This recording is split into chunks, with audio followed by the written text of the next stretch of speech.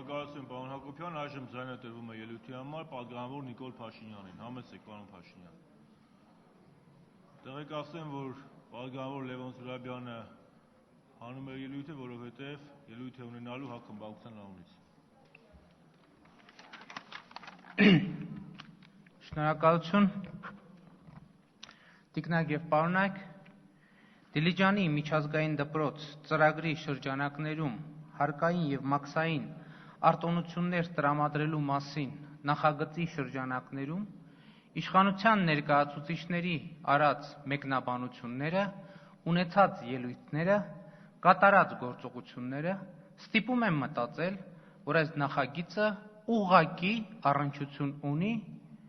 վերջերս ծագած բոլորիդ լավ հայտնի օֆշորային սկանդալի հետ։ Ինչու եմ այսպես մտածում։ Նախագծի առաջին ընթերցման ժամանակ այս ամբիոնից ելույթ ունենալով Հովիկ Աբրահամյանը հայտարարեց բառացիորեն հետևյալը. մեջբերում են. բայց մարդիկ էլ չեն վստահում մեզ։ Ասում են տվեք հարկային արտոնություն, մենք բերենք ներդրում կատարենք։ Բա որ մարդիկ բերեն ծախս անեն, ծրագիրը իրականացնեն,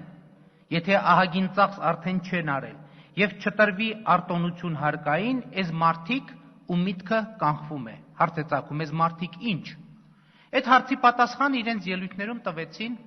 իշխանության այլ ներկայացուցիչներ, ակնարկելով, որ իրավիճակը շատ հստակ է։ Եթե ազգային ժողովը տրամադրում է հարկային և մաքսային արտոնություններ, Ռուբեն Վարդանյանը շարունակում է իրականացնել Դիլիջանի միջազգային դպրոց ծրագիրը։ Եթե չի տալիս հարկային արտոնություն, դադարեցնում է ծրագիրը։ Սա բավականին տարօրինակ վիճակ է, որովհետև Ռուբեն Վարդանյանը հեղինակավոր գործարար լինելով իր ծրագիրը սկսելուց, նախագծելուց առաջ չէր կարող չուսումնասիրել Հայաստանի Հանրապետության հարկային մաքսային դաշտը, այն դաշտը, որում ինքը պետք է գործի։ Եվ ուրեմն 2 տարի ընդ որում այս ծրագիրը իրականացվում է 2011 թվականից, շինարարություն է ընթանում, միլիոնավոր դոլարների աշխատանք է կատարվել այնտեղ։ Եվ հարկային ու մաքսային արտոնություններ տրամադրելը երբեք չի եղել պայման կամ նախապայման այս ծրագրի իրագործման համար։ Հարց է ծագում, ինչն է փոխվել։ Փոխվել է մեկ բան։ Կառավարության ղեկավար Տիգրան Սարգսյանի մասնակցությամբ Հայ առաքելական եկեղեցու Արարատյան հայրապետական թեմի առաջնորդական տեղապահ Նավասարդ arczepiskopos Կճոյանի օրհնությամբ ոմն գործարար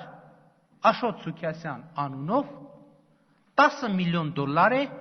գցել, կներեք այս բառի համար հայերենում այլ բառ չկա, Ռուբեն Վարդանյանին պատկանող Ամերիա բանկին։ Ուշադրություն դարձրեք, Ռուբեն Վարդանյանը Ամերիա բանկի խորհրդի նախագահն է։ Ռուբեն Վարդանյանը նաև նախաձեռնողն է Դիլիջանի միջազգային դպրոց ծրագրի։ Ուրեմն այս նախագիծը, որ մենք քննարկում ենք այդ կոռուպցիոն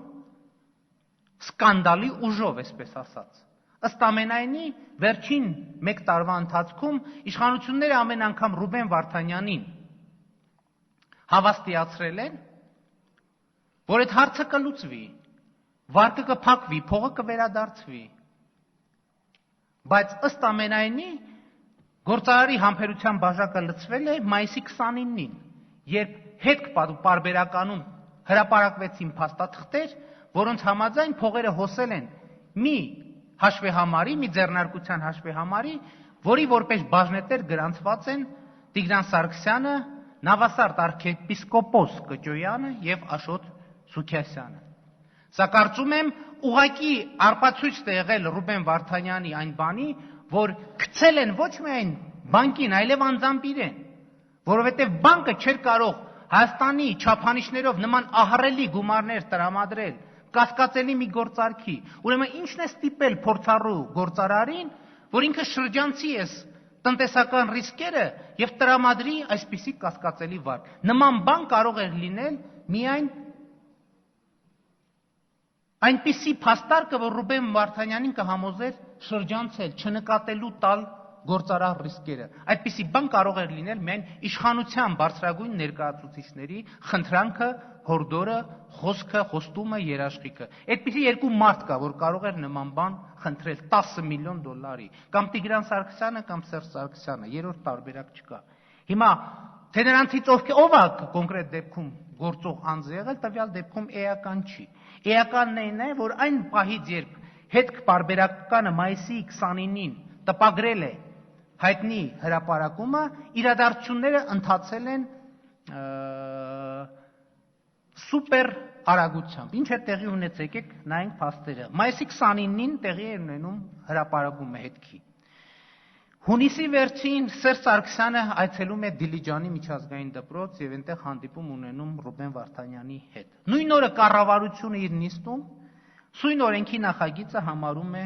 հետաձգելի։ Նույն օրը արդեն այն ազգային ժողովում դրվում է շրջանառության մեջ, հետո սահմանված կարգով ներառվում արտահերթ կարգով օրակարգի եւ նիստի նախագծում,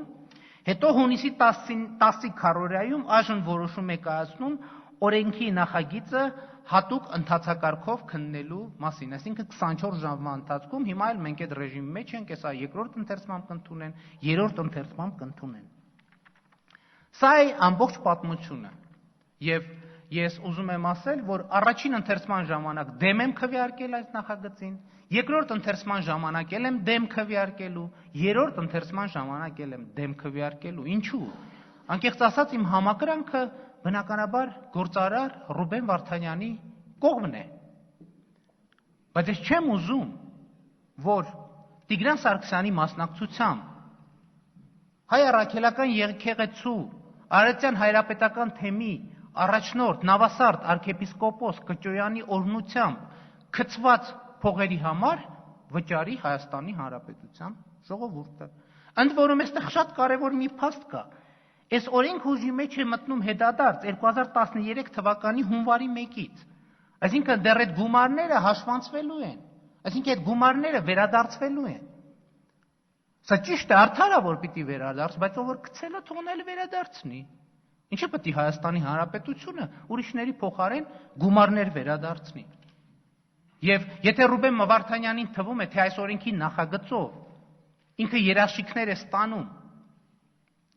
որ իրեն ավելի մեծ չափով չեն գցի, էլի եմ ներողություն խնդրում ես բառը ազգային ժողովի ամբիոնից օգտագործելու համար, բայց ուրիշ բառ չկա ուղղակի։ Ուրեմն Ռուբեն Վարդանյանը սխալվում է, որովհետև ոնց որ երկու օրում այս օրենքը ընդունեցին, երկու օրում կընդունեն մեկ ուրիշ օրենք, եւ ես այս օրենքի նախագծին դեմ եմ քվեարկում, որպեսզի բարոյական իրավունք ունենամ ու դեմ քվեարկել նաև այն օրենքի նախագծին, որով ավելի շատ պիտի գցեն։ Հիմա վերջին հարցը, որ պարզաբանման կարիք է զգում, ասենք ինչու է իշխանությունը այսպես կներեք էլի ես բարի համար ափալ-թափալ ուզում Ռուբեն Վարդանյանի սիրտը շահել։ Չէ՞ որ տասնյակ գործարարներ, այդ թվում Ռուսաստանից, եկել գծվել, երկու օր աղմուկ են արել, թողել գնացել են, ոչ մեկի վեճը առանձնապես չի եղել։ Այս հարցի պատասխանն էլ է պարզ։ Եկեք ընդունենք, որ այնուամենայնիվ Ռուբեն Վարդանյանն իսկապես ունի շատ լուրջ միջազգային հեղինակություն եւ կապեր։ Բավարար է նայենք Դիլիջանի միջազգային դպրոցի հոգաբարձությունների խորհրդի կազմը, որոնք այս գործում Ռուբեն Վարդանյանի գործընկերներն են, եւ ամեն ինչ պարզ կլինի։ Եվ ըստ ամենայնի իշխանությունը հասկացել է, որ այս հարցը արագ չլուծելու դեպքում տեղական առայժմ հայաստանյան բնույթի սկանդալը, որը դեռ բոլոր ուժերը գործադրվում են կոծկելու համար, վերածվելու է միջազգային սկանդալի։ Տիկնակ եւ պարոնայք, կարծում եմ, որ անթույլատրելի է նման օրենքի ընդունումը։ Խնդիրը ոչ միայն այն է, որ մենք այսպիսով ուրիշների արարքների բեռը դնում ենք Հայաստանի ժողովրդի եւ պետության վրա։ Խնդիրը նաեւ այն է, որ մենք այս օրենքի նախագիծը ընդունելով փաստացի կանաց լույս ենք վառում գցողների առաջ։ Շնորհակալություն ուշադրության համար։